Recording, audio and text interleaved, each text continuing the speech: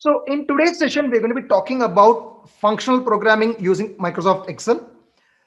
So functional programming is a new concept. We'll also talk about it. And two main functions that has come as part of functional programming is let and lambda. So we are going to be talking about these two functions. Now let function is available in Office 365. If you don't have Office 365, you can very well use office.com where you do have online version which is free. You can try it out. Lambda is a fairly new version, new function. It's only available in beta stage as of now. Hopefully, it's been in beta for almost 3 months. So hopefully, in another at least 2-3 months, it should come online. It should come live. So we are going to be talking mainly about how this let and lambda function together changes everything in terms of how you work with MS Excel. So today you actually have two separate MS Excel. One, the old MS Excel, which we work with relative referencing, and completely new one where you are going to use array-based approach and functional programming. So let me give this example here. So normally, if you have worked with finance or financial modeling, one of the things you may know is, let's say my starting value is 1200 and I expect the numbers to grow by 5% at different rates over a period of time. Now, normally, how would you find out what are all the numbers that are going to be there for each year? Let's say these are all year 1, 2, 3, and 4. So various years I'm going to have year 1, 2, 3, 4, 5, various years I have. So what would be the value for each of these years? Normally, the way we approach is a procedural approach. So I would say my first value will be starting value into 1 plus growth rate. And second value will be the first value into 1 plus growth rate. Third value will be second into 1 plus growth rate, and so on. This is how we are going to write a command. So this is extremely procedural. It is white box in the sense you know exactly what is happening, at what step what is happening. How is this 188 coming in here? You know that the previous value is 2052 and the next value is growth rate is minus 8%. So 2052 into 92%. You can go into the formula, you check this. This is a procedural approach. While we are doing this on a procedural basis, a functional approach is something I have developed a function here called grow.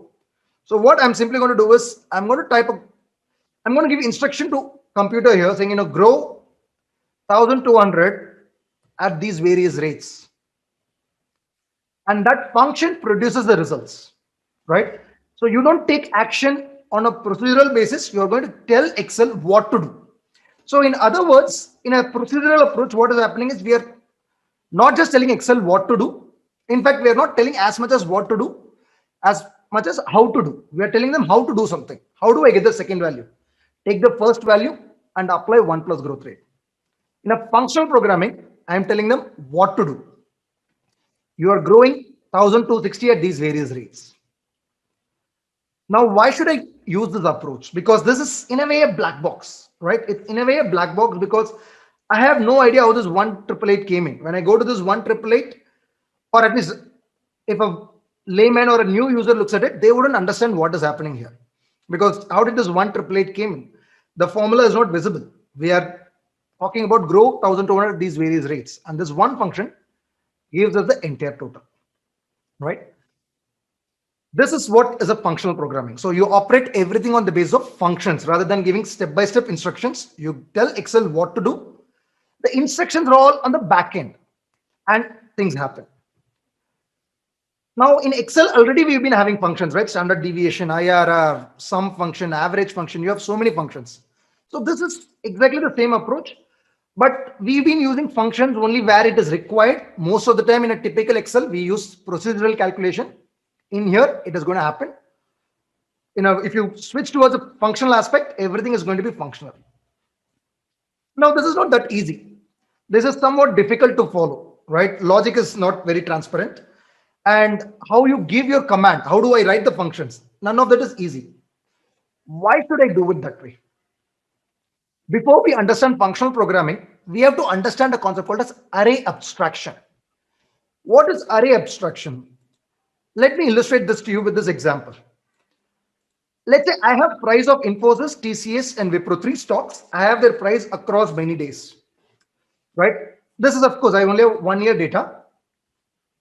Now, let us say what I want to do is I want to calculate monthly standard deviation for all these stocks. In this case, I had only 1 year. For all you know, I might have had 20 years of data. So I want to know in each of the month, how is the volatility been, right? I could have had 20 years of data and I want to know what are the volatilities in January's, which month is more volatile. For each of the stock, I want to find out. How would you do it normally? If I were to do it normally, what I'll have to do is I'll have to calculate the returns, right? I'll have to, let me do it here very quickly. I'll just very quickly I'll do it. So what I'm going to do is I'm going to calculate return for each of the stocks. Now this is not the ideal way to work with table, but fair enough. For now, I'll just work with this. So I'm going to calculate return for each of the stock here for each month. Then I would do the same for TCS. I would do the same for Wipro.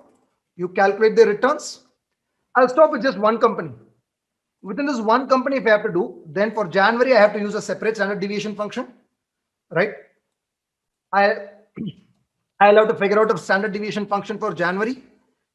And I'll have to look at all January dates, calculate, do the same for then February, and so on. So if you think of it, in here for 3 stocks, I have to have 3 separate lines. Most likely, I would also have to break it by each month. I'll have to break this by month because what we are doing right now is not really a great idea actually, right? It's not a great idea to manually select any location. We would like to logically break it, but there's a lot of work involved here, right? So imagine doing it for 12 months for 3 stocks. I could even talk about 20 stocks if I'm doing a detailed doctoral research or very detailed data analytics. I may need so much of them. But in array abstraction, what happens is I'm going to crunch the entire number in one single cell. So if you look at it, I could have even made it into one formula, which is a dynamic array, which could have given me all the 36 results. But in one formula, I have been able to figure out the returns, break it by month, and extract only the January number out and calculate the standard deviation. So how much calculation is happening? You're calculating daily returns of each of these stocks. First, you are filtering it for January. Then you are calculating daily returns for all the price in that. Then you are creating standard deviation. All of them happening in one single cell. Why I call it as array abstraction is because we are now not going to think of each value in a cell separately. I am looking at this as an entire array. My operation is on that entire column called Infosys. It is not on bunch of 250 values or 25 values that I manually pick up. And you notice here, I can create 36 schedules or 36 calculations without needing any helper table or helper column, right? So this is what we can do with array abstraction, right? So array abstraction makes our Excel extremely scalable.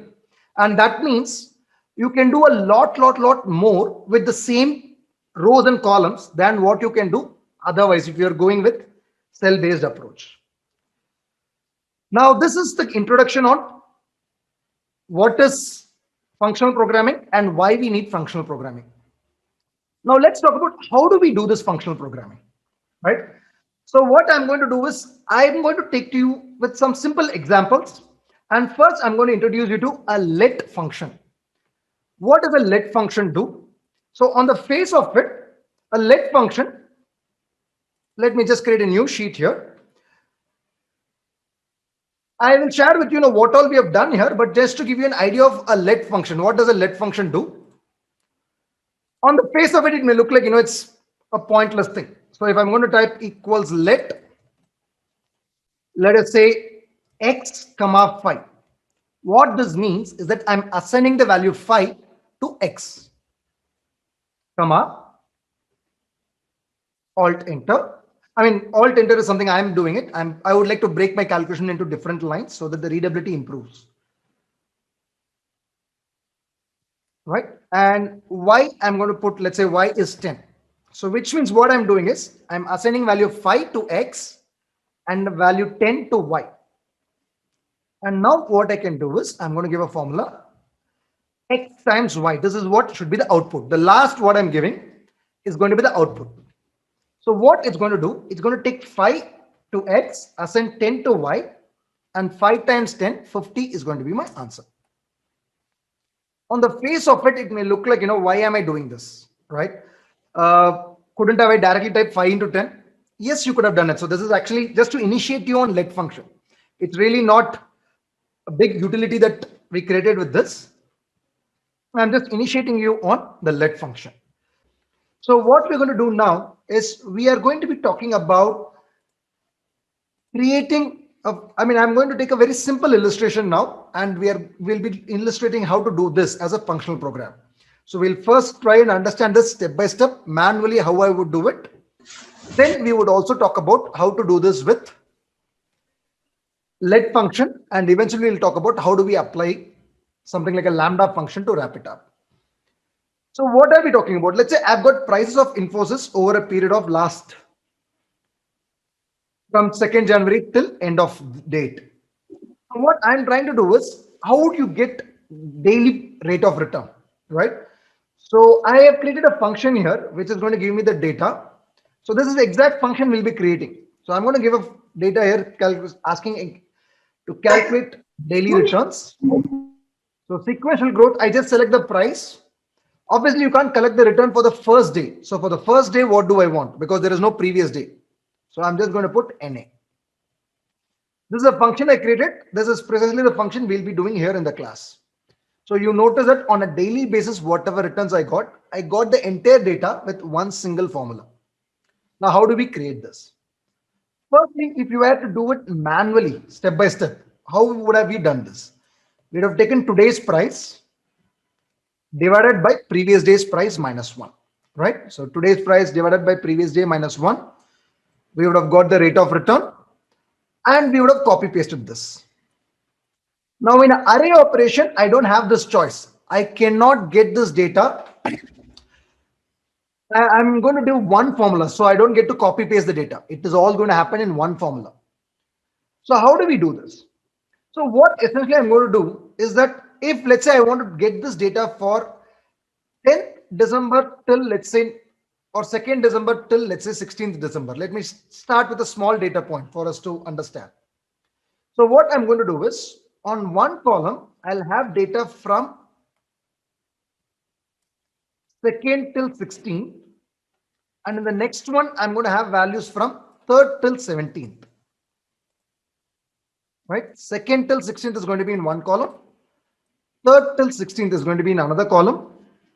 And I'm simply going to take G6, which is 3rd till 16th, divided by F6. So in other words, I could simply take this array, the ending prices, next day prices as one array, divided by previous day price, that is another array.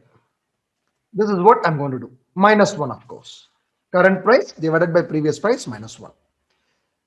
This is just to tell you the manual action. So manual action is when I'm working on an array basis, I don't have today current value divided by previous value. It's all one single array.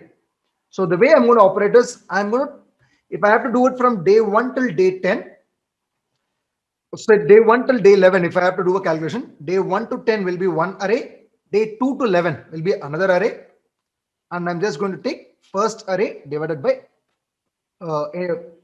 next day array divided by previous day array, right? This is previous day price, this is next day price, right? Now, question is, how do you get this array? Now here I'm going to first, a lot of you may not know the index function, that it can generate an array variant of the index function. So I'll give you an idea. Firstly, what does the index function do?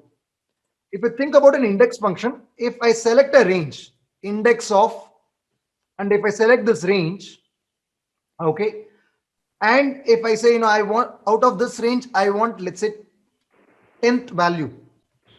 What index function would do is that it'll give me the 10th value from this range. This is one array. It'll give me the 10th value from this range. Now what I'm going to do is, earlier today I talked about a sequence function. I'll also talk about sequence function. But before that, if I pass an array here saying that I don't want 10th value, I want an array can be passed within a flower bracket, right? Or I'll just put I'll use a sequence function here. I'll explain you the sequence function shortly. So I'm getting the 7th, 8th, and 9th value.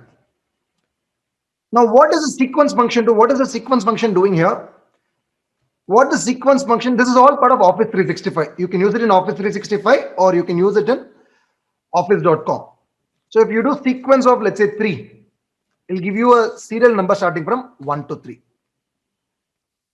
If I wanted this to start from 2,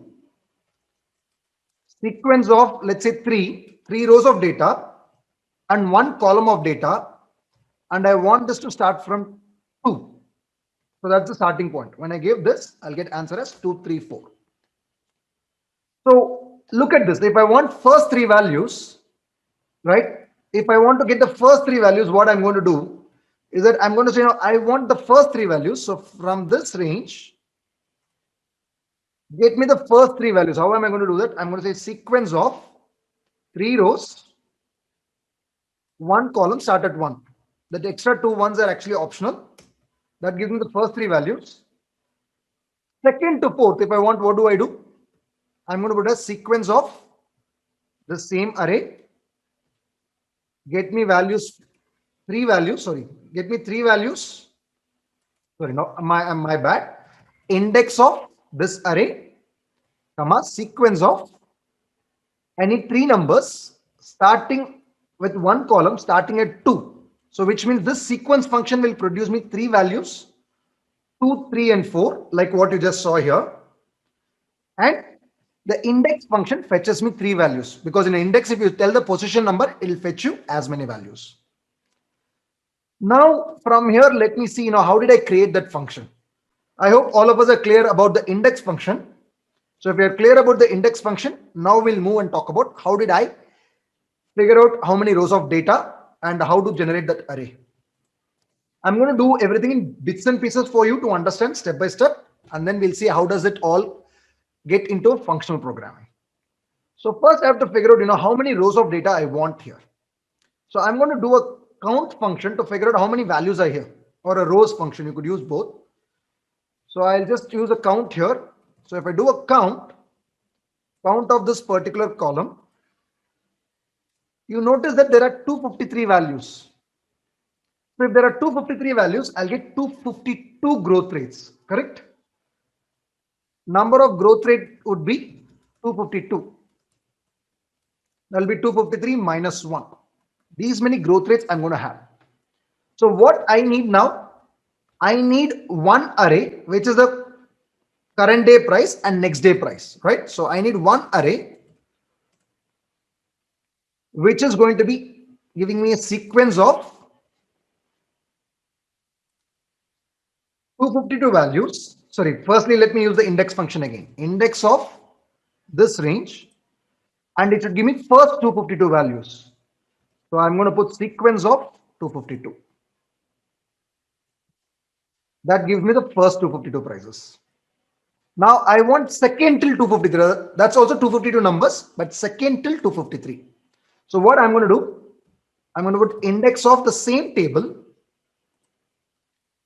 comma, a sequence of how many values? 252 values with one column, but the 252 value is not going to start from 1. I want second till 253. So the starting point is 2. I've got the second array. And then what we can do, we can find out this array. So when you're working with arrays in Office 365, you mark that area as an array by adding a hash sign. So this G5 is one formula that gave us a full array. So you mark that as an array by marking it with a hash sign and divided by F5 hash minus 1.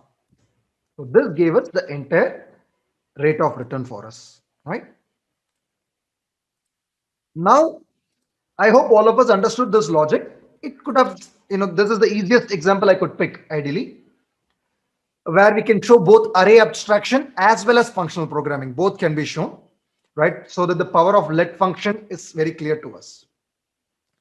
Now in here, what has happened is I calculated this. It's a very lengthy approach we have used, right? And you needed a lot of helper cells here. One column to get today's price, one column to get next day's price. So what I'm going to do as an alternative is this. Let it be there. Let the calculations be there. Here is where let function can come in handy. Let those values be there. So I'm going to start with let. What all did we do here? Let's look at this. So I'm going to put one thing. I'm going to select a range called prices. And this entire column of prices, I'm going to assign it to this word called prices. So when I say table, prices is table 913 in fee. The entire column in the table is assigned to a word called prices. Now, what is the next thing we did earlier? We counted how many values are there in the prices, right? So let me do the same thing. I'll call it as price count or PR count. It's going to be count of, not the column, because now that column has been assigned to the word called prices. I'm going to say a count of prices. So this cell that we used earlier, now I'm getting rid, I don't need that cell anymore because I put this in the word PR count. Then number of growth rates was this count minus 1, this 253 minus 1. Now this 253, we're not going to have it in a cell. We are going to put it in a name. So I'm going to put n growth. Number of growth rates I want is price count. How many ever prices are there? Minus 1. Right? This is also something I've put. So this 253 has been taken care of. We don't need the cell. The 252 has also been taken care of. We don't need the cell. Then what did we do? Using the index function, right? I generated this entire list. So I'm going to do the same thing here. So I'm going to put, start price. Start price is going to be, so again, I'm not going to have a column. I'm not going to have a column F here. I'm going to put the entire thing in a name. So in the initial example I gave, X just took one value called 5. But that can take not one value, it can take an array. That is what is happening here. The prices here took an entire range called, all the prices have been assigned into one line called prices. So in the start price, what I'm going to do, I'm going to give the start price as index of the prices, because again, I'm not going to select that column. That column has been assigned to the name called prices. We want 252, 1 to 252, right? Which value you want? I want all the values from day 1 till day 252. How did we do that earlier? We just put sequence of 252. Earlier that was in cell C3. Now that is given in a name called n growth. So this entire F column has gone into my start price. Next, the G column, which is the end price. I'm going to again assign that to a name here. So column G is not required. We earlier did it in pieces. That's not required. So this end price, I'm going to put it as index of prices. How many values do we want? Again, 252 values, but not 1 to 252. It is going to be 2 to 253. So I'm going to use the sequence function here. Sequence of same 252 values. One column, 252. When you put it in the first place, that means you're saying I want that many rows of data, because the sequence can also come horizontally. So when you say n growth, we're saying I want that many rows of data and one column of data, and this should start at 2. Right? So this closes my n growth. And finally, we are going to ask for the growth rates. What was our growth rates? Our growth rate was end price, column G divided by column F minus 1, right? That's what I did. So end price divided by start price minus 1. So when you don't assign anything, so if you look at the last line, there is no assignment. In the other lines, I've been entering it in pairs, right? Prices, then there is something that's entered. What should go to the pair? So these have all been in pairs. The last part is not in pair, it's a single value. That means that is the output. The let function is going to throw that as output, and you will see we get this entire data. I'll mark it as a percentage, and we have it. So which means these 3 columns that we just created earlier were redundant. I don't need to have those columns. So this entire thing that we were working with, which is about, entire operation, is not required. I can get rid of all these things. This one let function managed to get me everything, right? And we're working as an array. Now you might have thought, I could have as well put second value divided by first value minus one, right? That would have worked. But the only thing is that it was something you would have had to copy paste, right? And here we are working on an array basis. In the morning, I talked to everybody about array abstraction, why you should work with array. I'll just quickly touch upon that in case if you're wondering why we did this. See, one of the things that we wanted to do is an example of when you work on array basis, what happens is the scalability of an Excel file becomes very big. So what I had here is that I have three companies and I have their share prices. I want to calculate monthly return of all the three companies. I mean, I want to calculate the return for all the three, bracket it month by month, and I want to calculate the standard deviation for each month. Now, if you were to set it up in the traditional way, in the old way, calculate the returns for all the three companies, then filter it by each month, paste it in a separate table, and then calculate a standard deviation. But here, if you look at it, my one formula does that part, right? So when you start working on array basis, I don't have any helper cells here. Everything is happening right inside this box. I didn't even calculate returns. These are all standard deviations. These are not returns. These are standard deviations. I've calculated for all of them, in one single cell, and I could just copy paste them, right? So when you work on an array basis, your Excel file becomes highly scalable, and that is what we saw here. So why I have to work with array? Then because with one formula you can get this. So if I have 30 stocks, I could easily handle all 30 in one go. So this is about how do you use let function, right? That is what we learned here. What is the next part we're going to learn? Even the let function was not, it was not that easy, right? I mean, we created it. Yes, we got that in one go, fine. But then if I have to do it for every stock, I have to of course, I have to just change the first part alone. If there was another one, let's say, if I have to do this entire formula for the TCS in the other sheet, it's not a big deal. Only thing I have to do is I'll have to change. I can copy paste the formula, just change this prices part to this TCS. The price is this table 9 TCS, and I'll get the returns. But is there a way I can even make it even simpler? The daily returns. Is there a way I can make it even more simpler? We can. Let function is available for everybody as on date. So you all can try up to this part. Whatever I have done up to this part, all of us can try. The next part I'm going to do, I'll just take a couple of minutes on that. That next part is not available to everyone. That is probably that's only available in beta stage as of now. But that will at least tell you what's going to come in future. So, once you learn the let function, there is something bigger coming in future. So you will at least know what that is. So I have access to it. So I'll show you. So what we can do is we can wrap this entire calculation we did into a function in Excel and store it right inside our Excel sheet.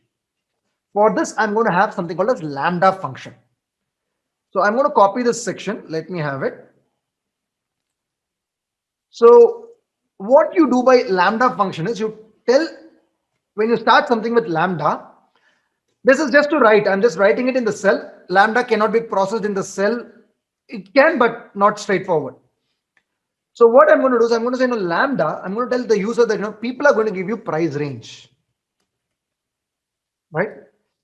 User is going to give you a price range as an input. Once they give that input, you are supposed to do this. I'll call it as prices itself. I'm going to say the user is going to give you a price. Once the user give you prices, you take the price. So I'm going to tell them, this is not Infosys. I'm not giving you Infosys price. User will give you where the price is. The end user will tell you the prices. Once the end user tells the prices, do all the operation which we just did. Count how many values are there in the prices, figure out how many growth rates needs to be there, get the first 252 prices, then get the next 252, or it could be 20, it could be 1000, whatever it is. Get that and do the calculation. So this lambda function, when I tell, I'm going to create a function here. So this is just the code for that function. So when I put this lambda and prices, I'm telling Excel that user will give the price, take the price and do the calculation. Inside Excel, this function cannot process, or it can process. It can process if I want to check whether it's going to work correctly. After writing the function within brackets, I have to select this Infosys and close it. But that's not the idea. This is just for testing purpose. And I see it's giving me, it's working fine. I don't have a problem here. So what I'm going to do, how do I make it into a function? So what I'm going to do is, let me get rid of this part here. This is called as a function calling part. I'll get rid of that. I'll copy this, right? Once I copy this, I'll go to formulas. I'll click on name manager and I'm going to click on new. And in the new, I'm going to give a name to the function. Let me zoom this a little bit so that you can see it better. I'm going to give a name to this function. So I have already created this function. So let me just put price growth or something like that. All right. I'm just going to give a name to this function called price growth. And what does this price growth refer to? Here, I'll paste my lambda formula. If you have to navigate inside this, you have to press F2 to navigate. Otherwise, things will go for a toss. I'm just navigating inside this. Okay, the navigation looks bad. Right, so I'm just navigating.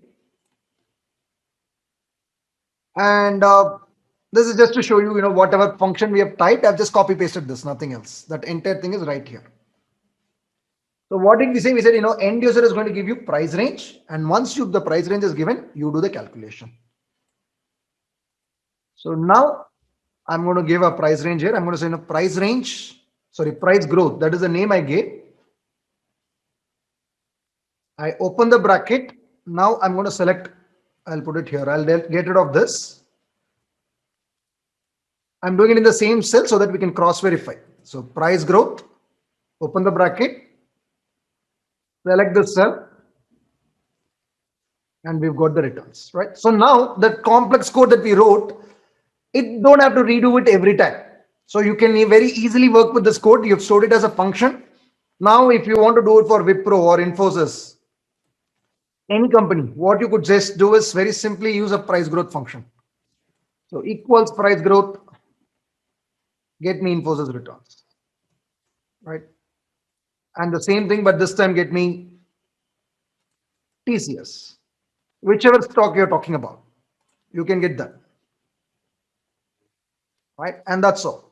So this is how functional program is in Excel. It's going to start. So the underlying code is procedural. So the other option for functional is what we call as procedural programming. The other option is procedural programming. That is what is going to, that is the underlying thing. We wrote all the procedures, but the procedure is sitting inside this function called price growth. So as an end user, you could just use the price growth and get the entire calculations done. So for example, I'll just share with you before I end, I'll just quickly share with you what are the other kind of functions that we have created here. So for example, one of the thing I have here is, let's say you have two arrays, right? So I'm having two separate arrays here, array 1, array 2. By array, I'm talking about a bunch of values. And in modern Excel, in Office 365, you can generate that. So if I have this kind of array, and let's say what I want to do is I want to combine them into one single array. I want this 26 and 26 to come as one single array. Then I could use this function like head join array.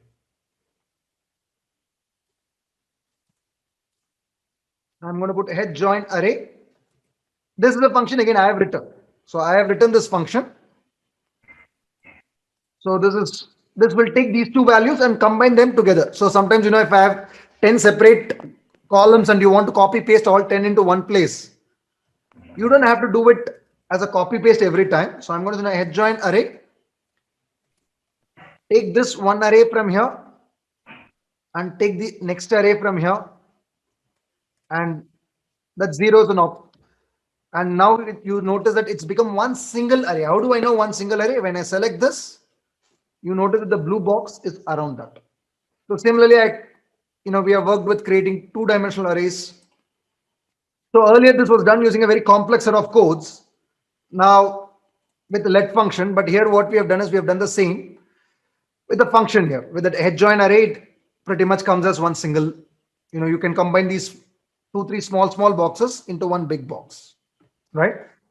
So what you would have done through copy pasting earlier. So here I'm calling it with a formula and pulling all the values from these two boxes and I'm pasting it together here. So we could do a lot of those things. So I have a creating a running total. So we have quite a few things here. So something as simple as reversing a bunch of data. You know, you have 1, 2, 3, 4, 5, 6 up to 29. Now I want to reverse this where the third column comes first, second comes second, and first column comes third. So here you notice that I am reversing the entire data. Here the entire thing is reversed. Column, row, everything is reversed. 5 is the third row, first column. Here is the first row, third column. So something as simple as that, or uh, you can do so many things, right? Even reshaping your data, and a lot of those things can be done with functional programming, right? This is something that a typical Excel may be difficult to do, but you can do it with this functional programming. All right. So I didn't get any questions here, but if you have any questions, let me know. I'll be happy to take it.